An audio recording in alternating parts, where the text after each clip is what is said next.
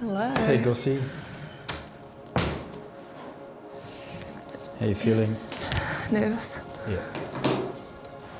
It's a pretty scary room to go into. It's either a yes, your dream's still alive, or no, it's not. 7 months ago, I could see the anguish on your face. We believe, although there's plenty of work to do, you're going to be unreal on the world stage. And based on that, we've nominated you in the 12 for the Olympics. Sarah Hirini. Thanks.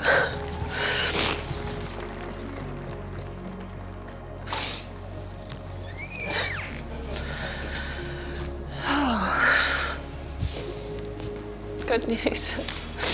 I'm just really proud and fucking let's go. Yes, she's back, and her timing couldn't be better. Long-time captain Sarah Hirini has made an incredible recovery from a ruptured knee to be included in the Black Ferns 7 squad to defend their gold medal at the Paris Olympics. We've now got players who have been to a couple of Olympics. Some of us have won, some of us have never been to an Olympics before, so it's a really great mix of different people, different energies, just loving watching others really flourish in our team. It hasn't been easy. She's followed a pretty straight trajectory, but there have been setbacks along the way as well. Quite a few people who have reached out and been like, is that what people go through? What they see on the field or is probably 2% of what our life actually is as a professional sports player. We potentially share all the great stuff, but not necessarily the challenges that we go through. So I think that's been a big part of why I've been wanting to do this. Is it's amazing at times, but it's very, very hard at times as well. She handled it like such a boss and just kind of took everything in her stride. And I don't mean that she didn't have bad days, because I know she did, and some really hard days, and probably Pete got to experience more of that than I did. It would be brilliant, and it might look good on one facet that she's made it back to being on field, but can she go back and perform, which is another question. Before, it was all leading up to trying to get into the best possible position to try and get picked, and like I knew in my head that was going to be the hardest thing. The past season opened my eyes up to what leadership looks like and how I'd want to lead this team in the absence of Gossie being away, and she's here with us now. So yeah, it's awesome to have Gossie back with us. Now it's switching into performance mode, and to me that's the fun part. Like, that's the part I enjoy the most, is what can I do or contribute to help the success of the team. The Olympic gold medal is something that is a byproduct of the greatest connections within the team and outside, with our community, with our country, with our families, the people that we are, the way in which we connect to other teams and deal with success and deal with failure. If we lose, but we've played to our absolute potential, I think I could walk away with it. Ultimately, I don't want to. I want to win gold. But if we can walk away knowing we've played to our potential, we've played the best game we possibly could, yeah, I'd be happy with that.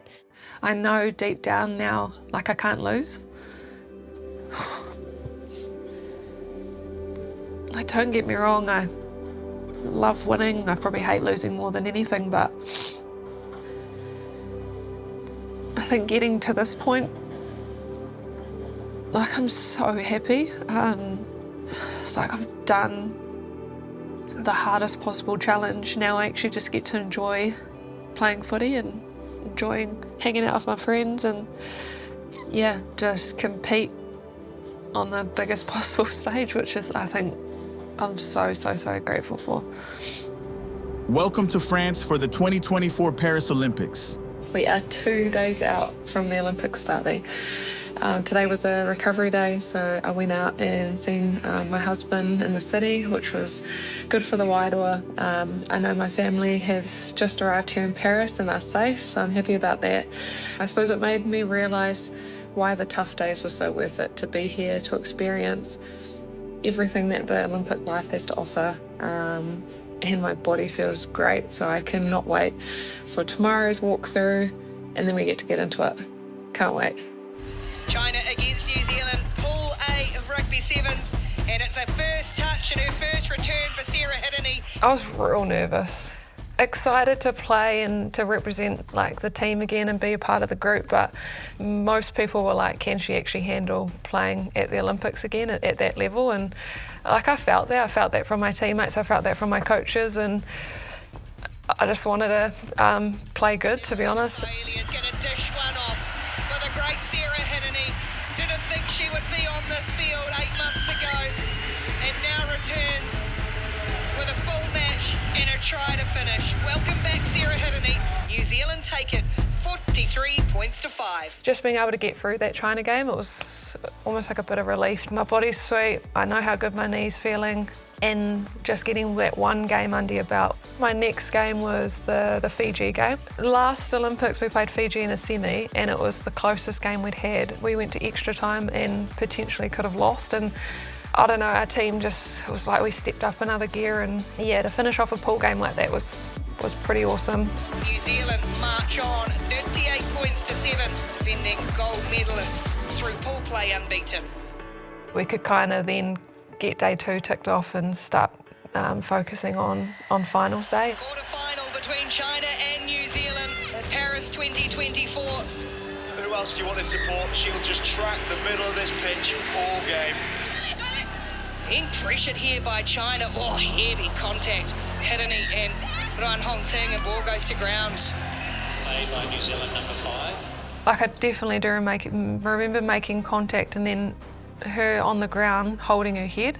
Any contact to the head at force, like you're red carded, that was it. There was a little bit of stress in me thinking I don't want my tournament to be over from something so stupid, something that I definitely could have avoided. Direct contact to the head with mitigation, therefore my recommendation is a yellow card. The mitigation is the key factor there, because otherwise that could have been red and that could have been tournament over. Mitigation, but yellow card.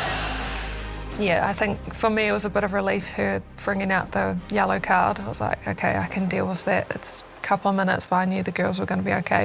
And then look at that physicality, trying to win possession back for New Zealand, and does so. 8 to 2 minutes sit down and is more than made up for it. Some rock solid defence and gets a second try. New Zealand thrash China to march through to the semi-finals. When you go into a semi-final, you can I've watched certain teams and they just look so stressed, whereas our girls looked happy. They looked free, they looked ready, and just remember thinking, it's going to be a good day today. Counter switching, getting through one, steaming away, and it is a left counter who breaks open the New Zealand defence. Yeah, their try, like I was probably more gutted. I missed that tackle on Alev. She's a bloody good player. I've missed quite a few tackles on her, to be honest, but there was like still no doubt that we were, like I knew we were going to come back. Stacey Walker gets one back for New Zealand. Glide again, big bend in the face, sit down Ariana Ramsey. Michaela Blyde has got the try that is surely going to seal a place in the gold medal match. For the 3rd time, New Zealand will play for the gold medals. It's New Zealand 24, the United States of America 12. I went and seen my family, and yeah, that was a pretty cool time just to be able to like sit in the stadium with them. It's just nice to like take that time to be like, I get to win a medal in front of them. I just remember telling my dad, I was like, but I want the gold. The gold medal match of women's rugby sevens underway in Reece Poldy Lane. The co-captain for New Zealand gets the first strike in the gold medal match. Canada keeping the ball alive well, and Ads fending off Hirini. Few do that, and then the ball up the middle for Chloe Daniels to tie it up. New Zealand is good, or Hirini, and then the intercept from Corrigan. A chase here for New Zealand, and Alicia Corrigan is going to give Canada the lead. I know what happens, I still feel sick. And I've watched this game, the highlights back a few times. I was like, those 2 tries are my 2 mistakes. The one mistake on apps, and then obviously that offload. In the game, I remember thinking, it's okay, we're going to be sweet, but it's probably been like after the game. I was like, damn it, like missed tackle and offload to allow them 12-7 at halftime. I was like, yeah, just on my own standards, pretty gutted by that. Tyler King gets it underway. Blyde. Not a lot of room for Michaela Blyde, and she doesn't need any. They were left chasing shadows. 2.5 to go. Just keep ball from New Zealand, but it's one line break away from going to left. And it's Sarah Hirini. There was like a point where I was like, I'm not gonna finish this try.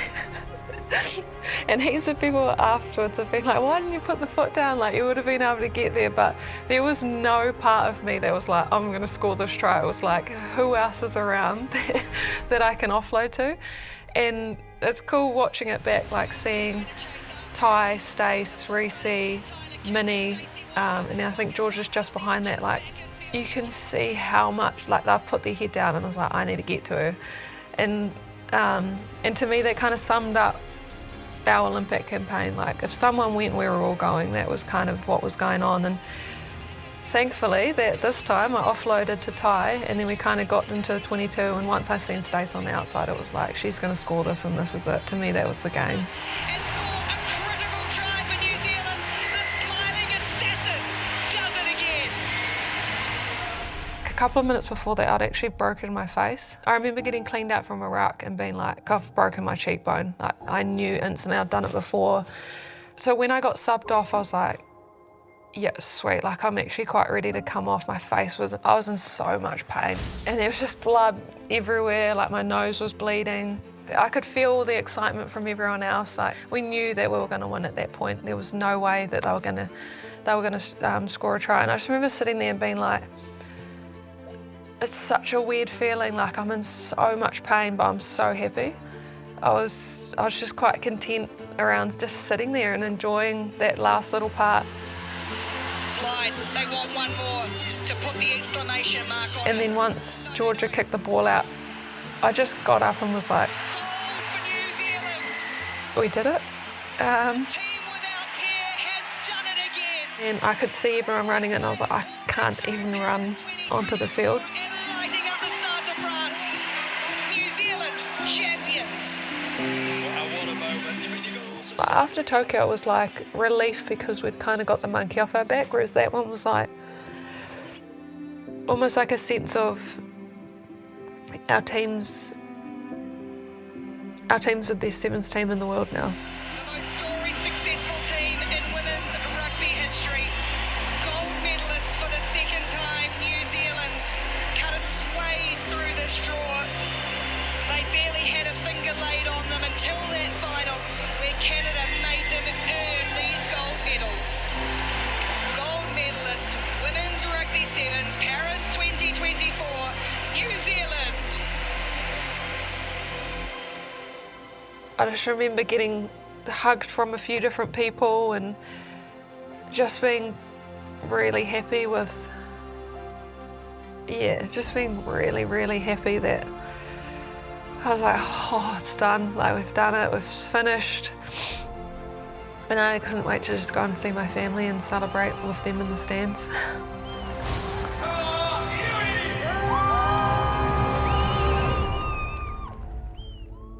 What do you think your mum will think about this?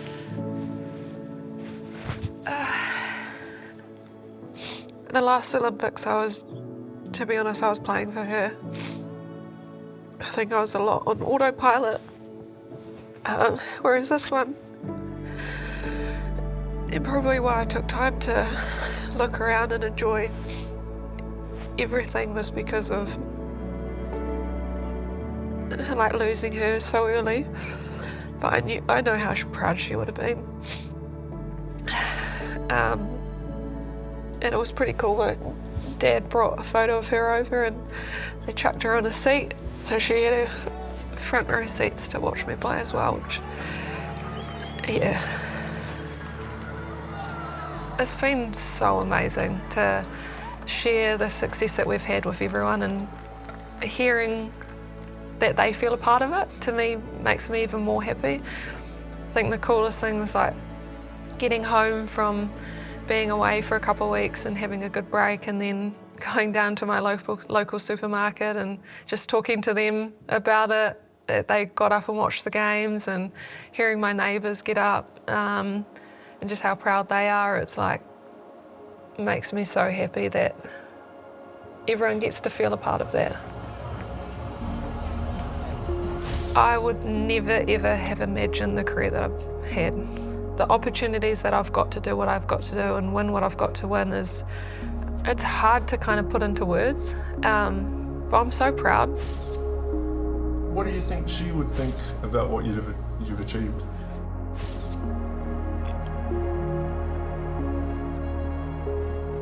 She'll be pretty happy. That person back then got invited to a rugby day for a coach, Rob Jones, and he surprised me at the Olympics. He, to be honest, I don't know how he did it. He texted me the day of my first game and he's like, "I'll see you soon, mate." And I just wrote back, "There's no way you're here." Like, yeah, when I think back to that kid at Fielding High School, I instantly think of Rob Jones as well. And to have him there in the stands, he watched with my husband and my family. And I was pretty happy to see him after the game as well. So to me, that sums up the start of my journey, and to that point in my career is the people I've had right from the start will still be there, even towards the end of my career. I love playing footy. I love playing at this level. It's challenging, and I love representing the Black Ferns Sevens. I've decided to sign on with New Zealand Rugby for another 2 years, and took a lot of time to kind of think about what I wanted to do, and I want to continue the legacy that's been made, not just on the field but off the field, and I think that's a big part of it. And I love the challenge. Yeah, I can't wait to see what the next couple of years has in store for us. We've got some exciting young players who are absolutely amazing. I just want to be a part of it. I want to be a part of their careers. I want to see how far they can push themselves, and if I can help in a small way, then yeah, I'm excited by that opportunity.